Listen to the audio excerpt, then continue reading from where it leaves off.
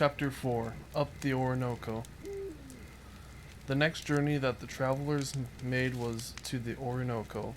In the afternoon of the 30th of March, they set sail from San Fernando in a large canoe managed by a pilot and 4 Indians. They constructed near the stern a cabin covered with the palm leaves, sufficiently spacious to contain a table and benches. These were made of ox hides, strained tight and nailed to frames of Brazilian wood. The canoe was loaded with provisions for a month: fowls, eggs, plantains, cassavas, and cocoa. Not forgetting a sherry wine, oranges, tamarids, which were given to them by the Capuchins. They soon entered a land inhabited by the tigers, crocodiles, and tapirs. They saw flocks of birds crowded so closely together as to appear against the sky like a dark cloud, with every instant changed its form. The river widened by degrees. One of its banks was blown by barren and sandy from the effect of indentations. The other was higher and covered with lofty trees. In some part, the river was bordered by forests on each side, and formed a straight canal 900 feet broad. The manner in which the trees were disposed was remarkable. First, bushes of sasau, forming a kind of hedge 4 feet high, and appearing as if they had been clipped by the hand of man. A copse of cedar, a braziletto, and ligulite rose behind this hedge. Palm trees were rare. The large quadrupeds of this region, the jaguars, tapirs, and peccaries, had made openings in the hedge of sasso, through which they passed, which they came to drink at the river. As they feared but little the approach of a boat, the travelers had the pleasure of viewing them as they passed slowly along the shore, till they disappeared into the forest, which they entered by one of the narrow passes left at the intervals between the bushes. When the shore was of considerable breadth, the hedge of sasso remained at a distance from the river. In the intermediate space they saw crocodiles, sometimes to the number of 8 or 10, stretched on the sand, motionless with their jaws wide open. They reposed by each other without displaying any of those marks of affection observed in other animals living in society. The troop separated as soon as they quitted the shore. These monstrous creatures were so numerous that throughout the whole course of the river, almost at every instant, 5 or 6 were in the view. Yet at this period the swelling of the Rio Apure was scarcely perceived, and consequently hundreds of crocodiles were still buried in the mud of the savannas. About 4 in the afternoon, Humboldt stopped to measure a dead crocodile which had been cast ashore. It was 16 feet 8 inches long. Some days after Bonpland found another, a male, 22 feet 3 inches long. The Indians told them that at San Fernando, scarcely a year passed without 2 or 3 grown-up persons, particularly women who fetched water from the river, being devoured by these carnivorous reptiles.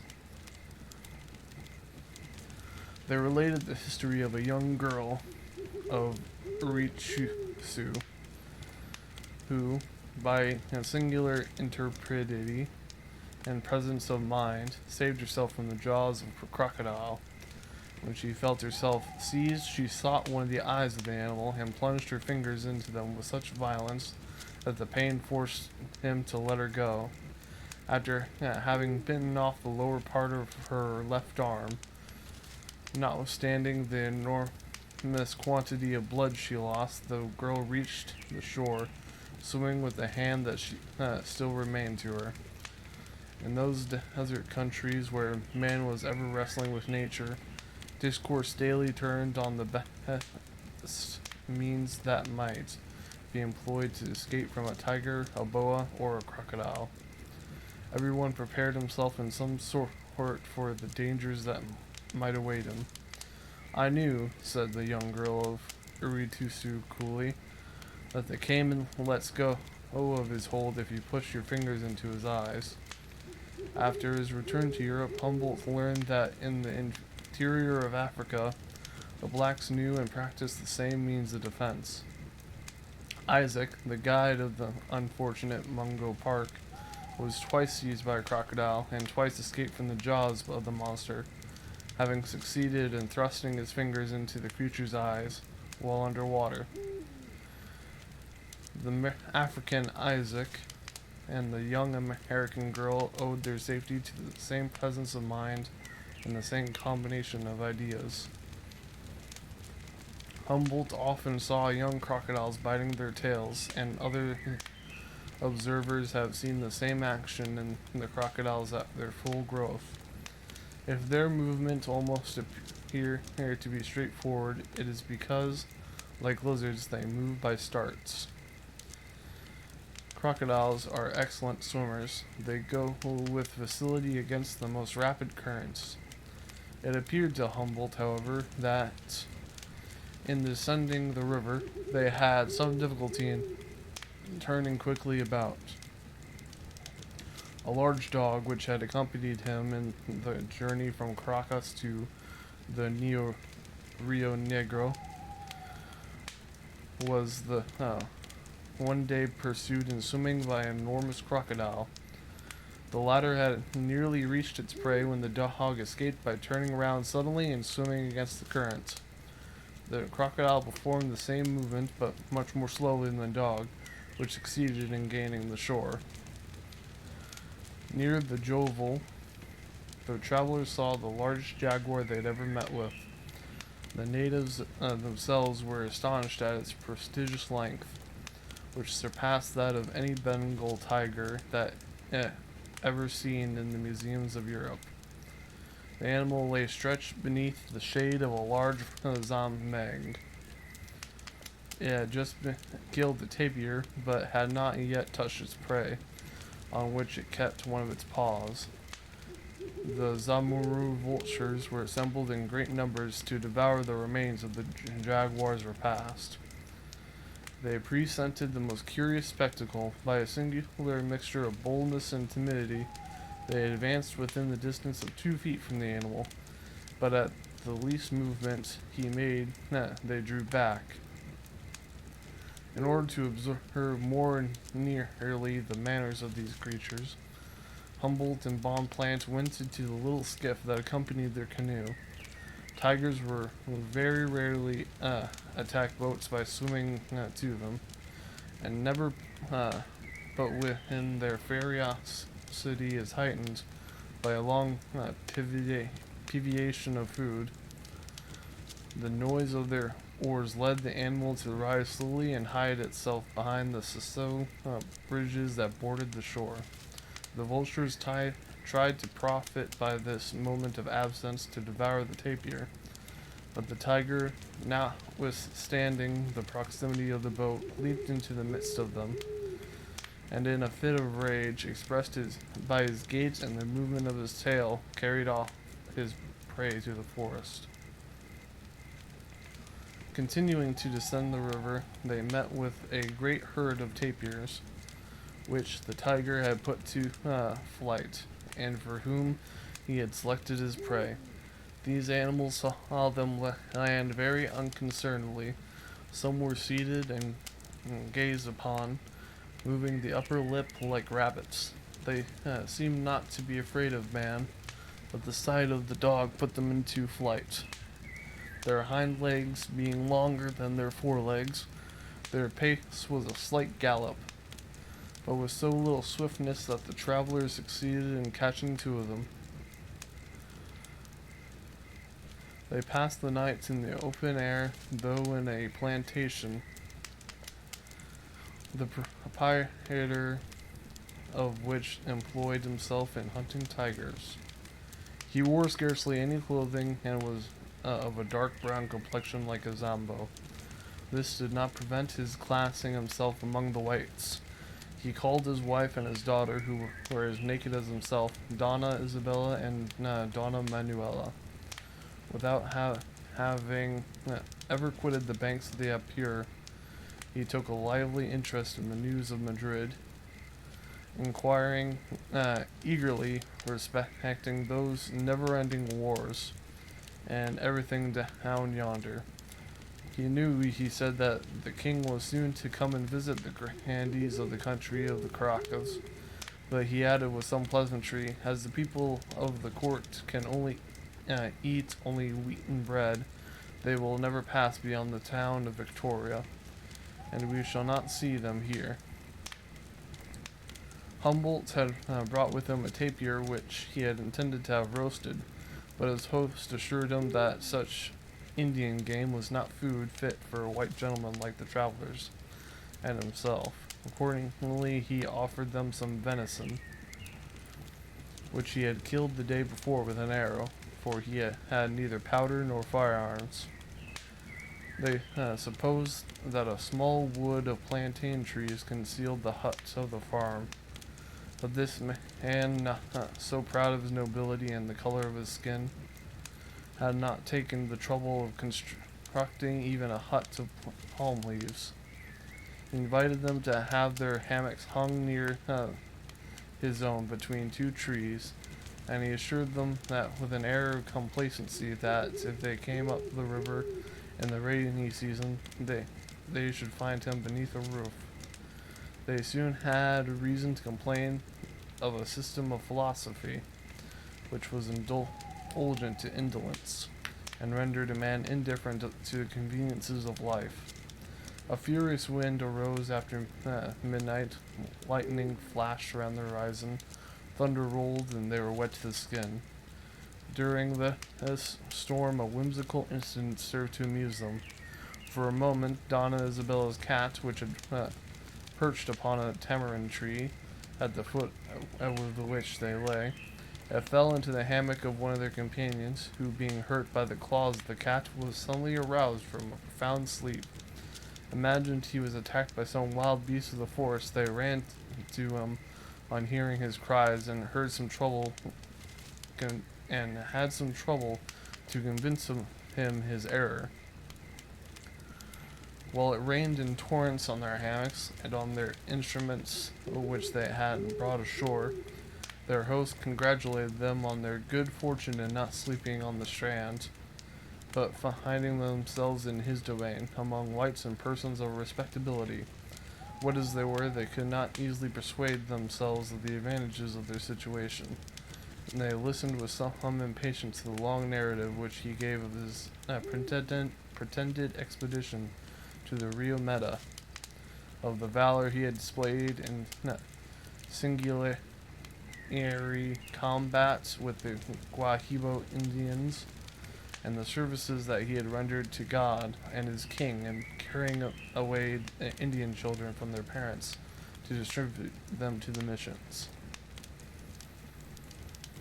On the 1st of April at sunrise, they quitted Senor Don Inguancio and Senora Donna Isabella, his wife. They passed the next night on a bare and extensive strand of river, the forest on its banks being impenetrable. They had the greatest difficulty in finding dry wood to light fires.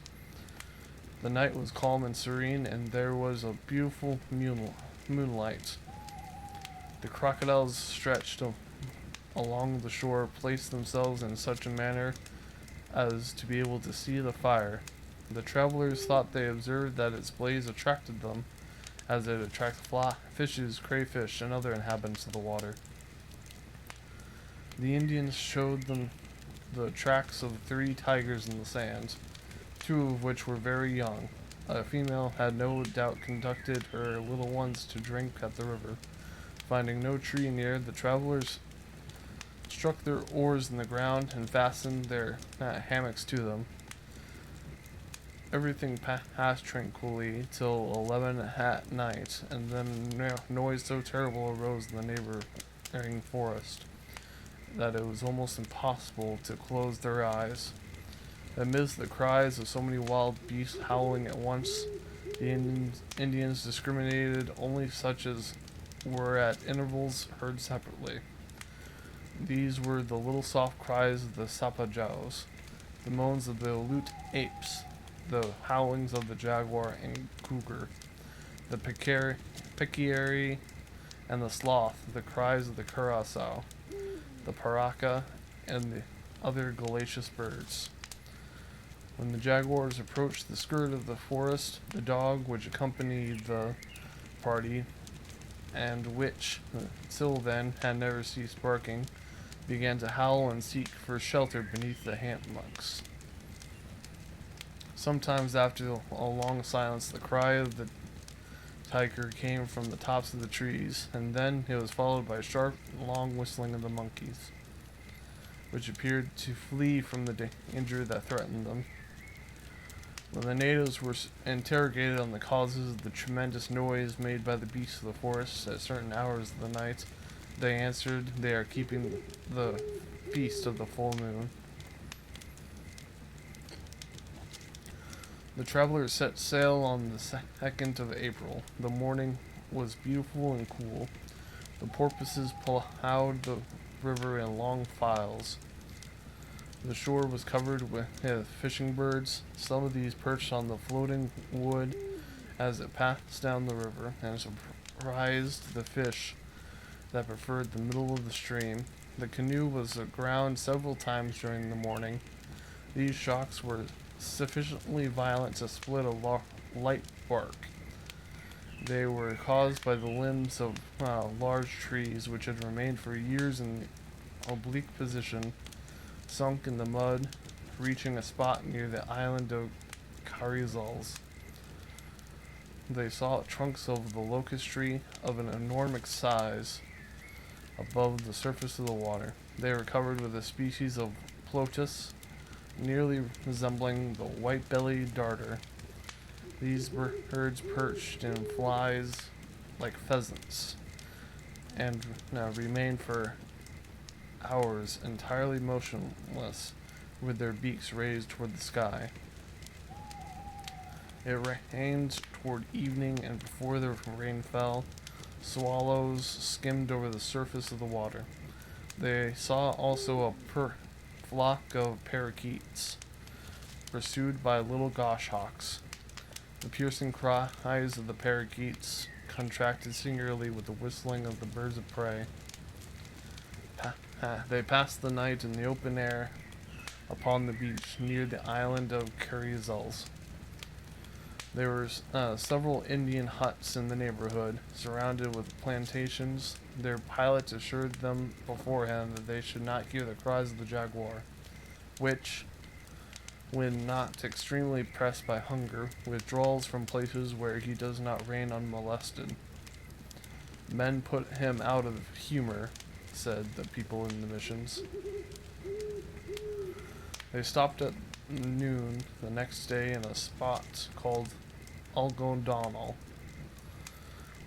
leaving his companions while they drew the boat ashore and were occupied in preparing their dinner. Humboldt went along the beach to get a near view of a group of crocodiles sleeping in the sun and lying in such a manner as to have their tails resting on one another. Some little herons, white as snow, walked along their backs and even upon their heads. Even as if passing over trunks of trees, the crocodiles were of greenish gray, half covered with dried mud from their color and mobility. They might have been taken for bronze statues. This excursion had nearly proved fatal to him. He had kept his eyes constantly turned towards the river, but whilst picking up some spangles of mica agglomerated together in the sand, he discovered from the recent footsteps of a tiger.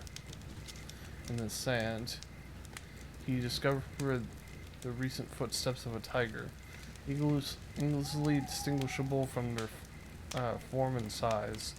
The animal had gone towards the forest, and turning his eyes on that side, he found himself within 80 paces of a tiger that was lying under the thick foliage of a ceiba. No tiger ever appeared to him so large.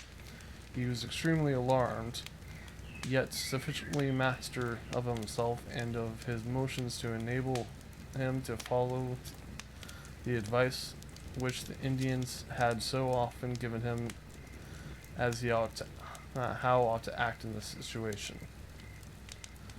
He continued to walk on without running, avoided moving his arms, and thought he observed that Jaguar's attention was fixed on a herd of capybaras, which was crossing the river. He then began to return, making a large circuit towards the edge of the water. He was often tempted to look back in order to assure himself that he was not pursued. Happily, he yielded very tardily to this desire. The jaguar had remained motionless. He arrived at the boats out of breath and related to his revenge to the Indians. They appeared very little interested by it. Yet, after the party had loaded their guns, they accompanied him to the ceiba beneath which the jaguar had lain. He was there no longer. The 4th of April was the last day that they had passed on the Rio Apure. During several days, they had suffered cruelly from the stings of zancudos, which covered their faces and hands. These insects were gnats, though very different from those they had seen in Europe. They appeared only after sunset. The proboscis was so long that when they fixed on the lower surface of a hammock, they pierced through it with the thickest garments with their sting. The travelers had intended to pass the night at Villeta del Palmito, but this number of jaguars at that part of the Apure was so great that the Indians found two hidden behind the trunk of the locust tree. At that moment in which they were going to sling their hammock, finding no trees to which they could suspend their hammocks, they were obliged to sleep on ox hides spread on the ground. The boats were too narrow and too full of zanuedos to permit them to pass in the night. In the place where they had landed their instruments, the banks being very steep, they saw new proofs of the indolence of the galaceous birds of the tropics. The curassows and cashew birds had the habit of going down several times a day to the river to allay their thirst. They drank a great deal and at short intervals. A vast number of these birds had joined near the station, a flock of pheasants. They had great difficulty in climbing up the steep banks. The travelers drove them before them as if they had been driving sheep. Continuing their journey, they discovered towards the south the lovely hills of Coronto, while to the east the granite rocks of Cumia, the sugarloaf of the Caraca, and the mountains of the Tyrants began to rise on the horizon. It was not without emotion that they beheld for the first time the waters of the Orinoco. On leaving the Rio Apure, they found themselves in a country presenting a totally different aspect. An immense plain of water stretched before them like a lake, as far as they could see. White-topped waves rose to the height of several feet from the conflict of the breeze and the currents.